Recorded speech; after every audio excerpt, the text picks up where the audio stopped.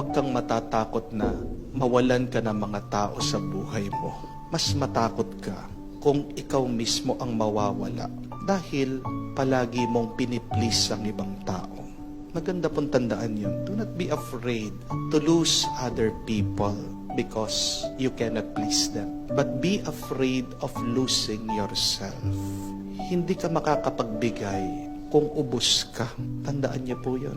Ang Panginoon, hinayaan lang niya yung mga gustong umalis.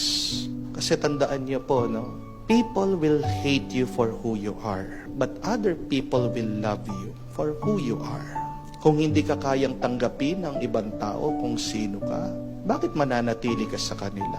Napakahirap, napakabigat na nagbabalat kayo, na nagsisinungaling ka sa sarili mo para lang mahalin ka at tanggapin ka ng ibang tao. So, stop pleasing other people. Kung tatanungin natin, anong kagustuhan ng Diyos para sa atin, alam na sasabihin ng Diyos na palagi din tinuturo ng isang santo, St. Francis of Sales. God wants us to be who we truly are and be the best of who you are. Sino ka? At galingan mo kung sino ka ba talaga.